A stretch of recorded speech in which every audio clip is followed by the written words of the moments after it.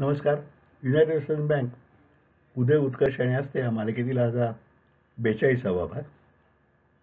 Reserve बँकेने बोस यांचा प्रस्ताव सादर झाला इथपर्यंत मागच्या भागात आलो होतो. त्या पुढचा भाग.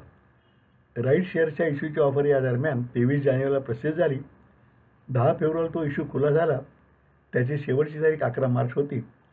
बोस यांचा प्रस्ताव मंजूर होणार, बँकेचे भांडवल पर्याप्त होणार, नवीन कार्यक्षम मॅनेजमेंट येणार व बँकेची प्रगती पुन्हा जोमात होणार अशा बातम्या सर्वत्र पसरल्यानेच तो इश्यू पूर्ण भरणा झाला. ती समाधानीच बाब होती. पण 40% भागधारकांनी ते शेअर घेतले नाहीत या असमाधानाचीही त्याला किनार होती. पण एकंदरीत त्यामुळे बँकेच्या भागभांडवलात सुमारे 18 कोटींची भर पडून ते 54 कोटीवर पोचले. शेअर प्रीमियम रिझर्व्ह 74 कोटीपर्यंत जाऊन दोन्ही मिळून एकूण भांडवल 125 कोटीहून जास्त रक्कम झाली होती. आता बोस प्रस्तावाला रिझर्व्ह बँकेची मंजुरी 15 दिवसात येईल, महिन्यात येईल असे चालले असताना हा समाधानाचा फुगा अचानक 6 जून 2006 साली रिझर्व्ह बँकेने प्रस्ताव नाकारल्याचे कळल्याने फुटला. आता पुन्हा पहिलाच बँकेच्या अस्तित्वाचा प्रश्न आ वाचून समोर उभा राहिला. विशेष म्हणजे तो नाकारण्याचे कोणतेही कारण रिझर्व्ह बँकेने दिले नव्हते. मध्यंतरी त्या रिझर्व्ह बँकेने मागवले काही बाबतीत स्पष्टीकरण बँकेने त्या लगेच पाठवले होते, पण आलेल्या नकारात कोणत्याच कारणाचा उल्लेख नव्हता. चौकशीकरता रिझर्व्ह बँकेची तशी प्रथा नसल्याचे सांगण्यात आले. आता ही प्रथा मला तरी योग्य वाटत नाही. त्यामध्ये नैसर्गिक न्यायाच्या तत्वाची म्हणजे नॅचरल जस्टिसची पायमल्ली असे मला वाटते. या नकाराचा कोणताही अंदाज बोस किंवा बँक यांना आला नाही हे सुद्धा RBIशी संपर्क व सुसंवाद नसल्याचे लक्षण आहे असे वाटते. आता या निर्णयात बदल होणे शक्य नसल्याने पुढील मार्ग काढणे संचालकांना भाग होते. त्यासाठी त्यांनी अशाच तऱ्हेने कोणी व्यक्ती, संस्था, ग्रुप 300-400 कोटीपर्यंत भांडवल घालण्यास तयार होईल का याचा शोध चालू ठेवला. मुंबईच्या उच्च आर्थिक वर्तुळात ही बातमी सर्वत्र चर्चेही जाऊ लागली. संचालकांच्या कॅपिटल रेजिंग सब कमिटीच्या मीटिंग वारंवार मुंबईत होऊ लागल्या. त्यांना वेगवेगळ्या समूहाकडून प्रस्ताव येऊन चर्चा जडू लागल्या. या सगळ्यात उच्च आर्थिक वर्तुळात बँकेची याचक अशी प्रतिमा दुर्दैवाने होत गेली हे मान्यच करावयास हवे. दुसऱ्या घडीवर एखाद्या प्रतिदेश बँकेशी वाटाघाटी करून युनायटेड वेस्टर्नने त्यात स्वेच्छेने विलीन व्हावे असा विचार काही हितचिंतकांनी बोर्डासमोर मांडला, पण त्याला बोर्डाची अनुकूलता नव्हती. शिवाय तसा प्रस्ताव भागधारक व कर्मचारी यांच्याही कितपत प्रश्नी पडला असता ही शंका होती. संचालकही अस्वस्थ आणि हतबल होऊन शक्य ते प्रयत्न करत होते, पण रिझर्व्ह बँकेला मानवेल असा काही प्रस्ताव त्यांनाही गवसत नव्हता. माझ्या आणि PN जोशींच्या होणाऱ्या भेटीत आम्हीही आपापली अस्वस्थता एकमेकांवर व्यक्त करीत होतो. PN जोशी म्हणजे माजी चेअरमन, ते साताऱ्यातच सेटल झाल्यामुळे आमच्या गाठी अनेक वेळा व्हायच्या. जोशींना अन्न बँकाशी स्वेच्छा विलीनीकरणाचे प्रयत्न करावे वाटत होते, पण मला मात्र ते तितकेसे पटत नव्हते. खरे तर आम्ही दोघेही बँकेत कोणत्याच पदावर नव्हतो व पदाचा लोभही आम्हाला नव्हता. परंतु जोशींनी 10 वर्षे काम करून ती बँक वाढवली होती, तर मी जवळजवळ 50 वर्षे या ना त्या निमित्ताने संबंधित होतो. पूर्वसुरींनी, माझ्या वडिलांनी ही बँक वाढवण्यासाठी केलेले कष्ट व त्याग यांचा मी साक्षीदार होतो. ही बँक म्हणजे साताऱ्याचा मानबिंदू असल्याने एक सातारकर म्हणूनही माझ्या भावना त्यात गुंतल्या होत्या. त्याच निरपेक्ष तळमळीने आम्ही आपापल्या परीने बँकेच्या भल्यासाठी गेली 2-3 वर्षे वेळप्रसंगी स्वतःकडे कमीपणा घेऊनही प्रयत्न करत होतो. त्या प्रयत्नात काही वेळा मीच कंटाळत असे व जोशींना ज्यांनी काळजी करायला पाहिजे ते काळजी करत नसतील तर जाऊ दे, आपण धडपड करून काय पाहणार, आपली अवस्था तेल जी का तेल जेलेवर मशाल जी का दिल जेले अशी आहे सांगत असे. जोशींना ही संदर्भ माहीत नव्हते म्हणून मी एकदा त्यांना समजावून सांगितलं. पूर्वी राजे लोक नाच गाण्याचे शौकीन असत व पहाटेपर्यंत मशालीच्या उजेडात कार्यक्रम चालत. मशाल धुवून उभा राहणाऱ्याला मशालजीला आणि तेल देणाऱ्याला तेलजी म्हणत. उशिरापर्यंत कार्यक्रम चालला की खूप तेल लागे, ते अर्थात तेलजी असे, पण इकडे मशालजीला मात्र रुखरुख लागे, अरे रे किती तेल जळते. त्यावरून ही म्हण पडली आहे. या एकावेळेस जोशी मनसोक्त असले आणि पुढे बँकेचा असा विषय निघाला की मला मशालजीच्या कामासंबंधी बोलायचे असा फोन करीत, तर आमच्या मशालजींच्या चर्चेत पुन्हा शरदराव पवारांची मदत होईल काय असा विचार निघाला आणि जोशींच्याजवळ मी तसा प्रयत्न करण्याचे कबूल केले. गेल्या वर्षभरात युनियनचे प्रतिनिधी म्हणून संचालक कन्हैयालाल नावंदर यांनी बँकेच्या हितार्थ खूपच धावपळ केली होती. म्हणून त्यांना बोलावून मी म्हटले, बोस यांच्या पहिल्या प्रस्तावात जे मराठी उद्योगपती होते ते पवारसाहेबांच्या खूप जवळचे होते. तेव्हा त्यांनी संमत देताना व नकार देतानाही पवारसाहेबांच्या सल्ल्याशिवाय हे निर्णय घेतले नसणार. पवारसाहेबांनी पूर्वी बँकेला मोलाची मदत केली आहे व बँकेबद्दल त्यांनाही आस्था आहे. तेव्हा त्यांच्या पुण्यातील मित्राशी फोनवरून तू बोल, तो त्यांच्याशी बोलेल व प्रकरण मार्गी लागेल. पवारसाहेबांनी मनात आणले तर ते सहज उद्योगपत्यांना सांगून हे घडू शकेल. त्याने होकार देऊन मी लगेचच फोन लावून दिला. तूच बोल, कारण तू संचालक आहेस म्हणून सांगितले.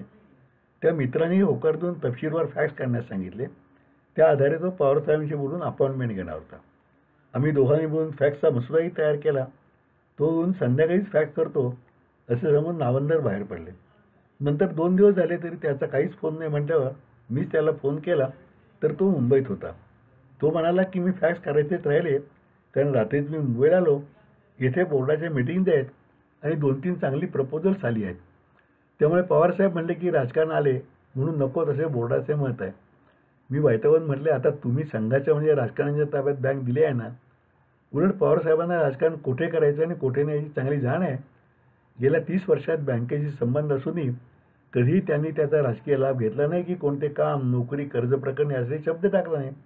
पण असू दे, तुम्ही योग्य वाटेल ते काय, आणि फोन ठेवून दिला. ही गोष्ट असेल जुलैच्या सुरुवातीची. त्यानंतरही 2-3 आठवडे लोटले. ऑगस्ट उजाडला तरी बोर्डाची काही सकारात्मक हालचाल कानावर येईना. दुसरीकडे गणेश बँकेच्या विलिनीकरणाचा निर्णय वैध ठरवणारा निकाल मुंबई उच्च न्यायालयाने दिला होता. त्यावर सर्वोच्च न्यायालयातील अपिलाची सुनावणी पूर्ण झाल्याचे आणि लवकरच निकालही येईल अशी बातमी आली. तेव्हा आम्हा मशालजींना तर बँकेच्या भवितव्याचे दुःखद चित्र आता अटळ वाटू लागले.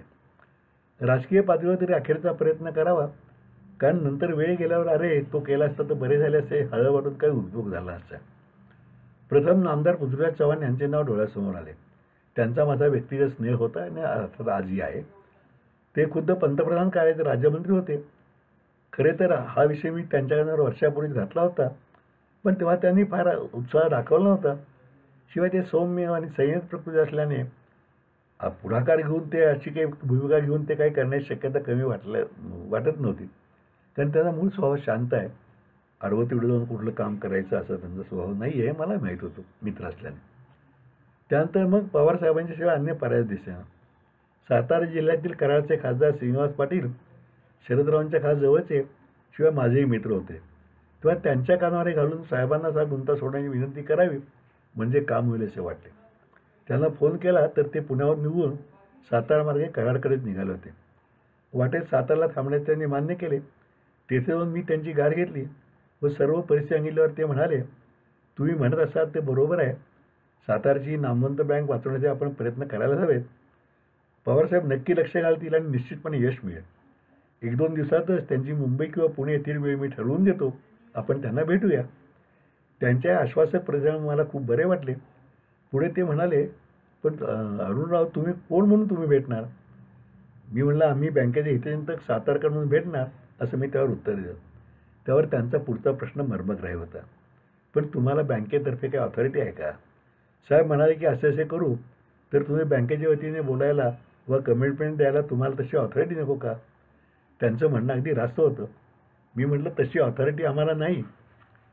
त्यापेक्षा मी हे सर्व बोलणे संचालकांना सांगतो व तेच तुमच्याशी बोलतील व तुमच्याबरोबर साहेबांना भेटायला येतील, म्हणजे मग ऑथॉरिटीचा प्रश्नच नाही.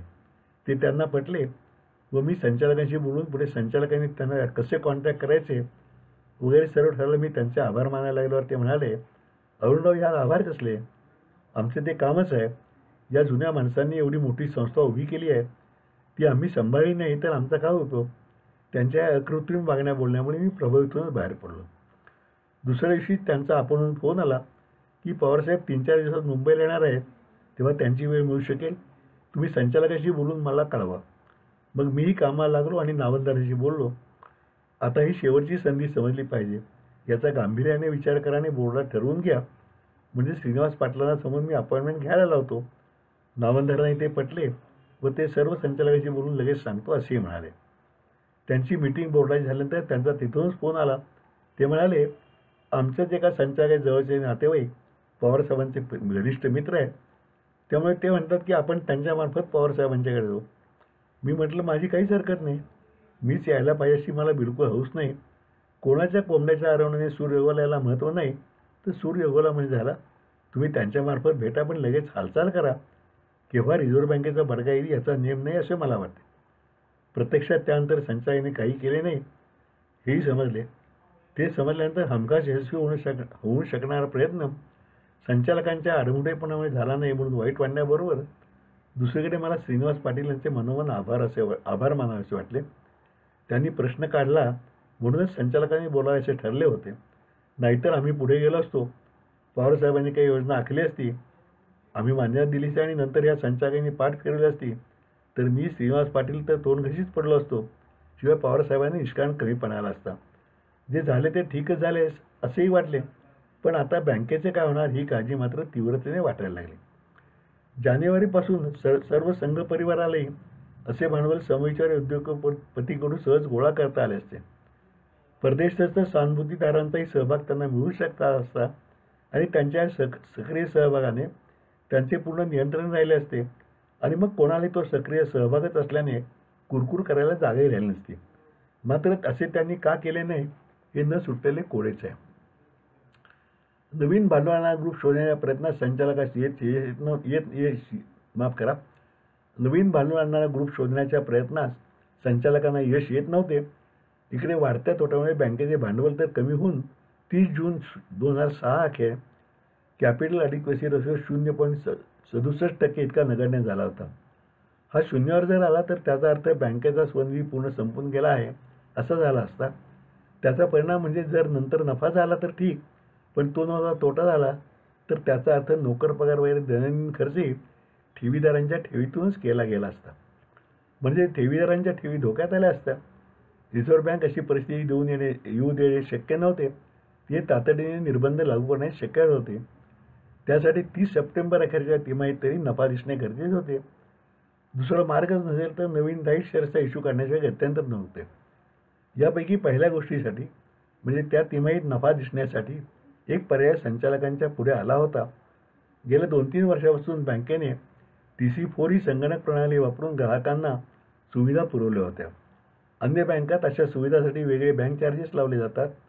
ते बँकेने आत्तापर्यंत लावले नव्हते. भावी काळात ते लावायचा निर्णय झाला होता असा तेव्हा निर्णय झाला होता. पण त्याने त्या बँकेच्या तिमाहीच्या उत्पन्नात भर पडली नव्हती आणि संभाव्य तोटा जाऊन नफा दिसला होता. मग त्यासाठी पूर्वी दिलेल्या अशा सेवेचा आकार म्हणून प्रत्येक खात्यावर सरसकट ₹100 याप्रमाणे सर्व्हिस चार्जेस म्हणून डेबिट टाकावेत. म्हणजे सुमारे 10 कोटी रुपये उत्पन्न होऊन त्यामुळे निश्चितपणे 1-2 कोटी तरी फायदा दिसून कॅपिटल ॲडिक्वसी रेशो वाढला असता.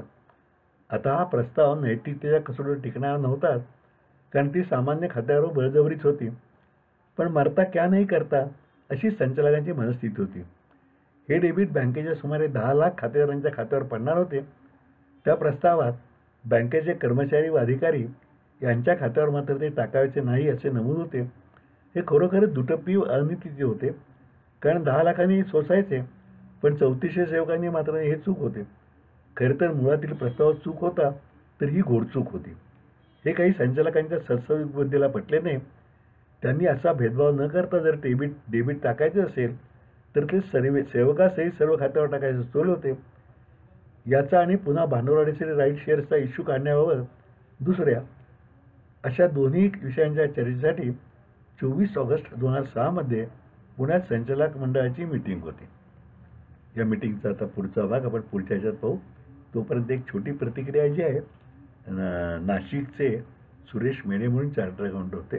ते आत्ता वारलेत, पण त्यांचं पत्राला माझा त्यांचा पूर्वी काहीच परिचय नव्हता. त्यांनी जे प्रतिक्रिया दिली ती मी वाचून दाखवतो. हा भाग संपू. आता काही भाग थोडेसे लांबतील, कारण आपण हे शक्यतो आणखीन 3-4 भागामध्ये संपू असं मला वाटतंय.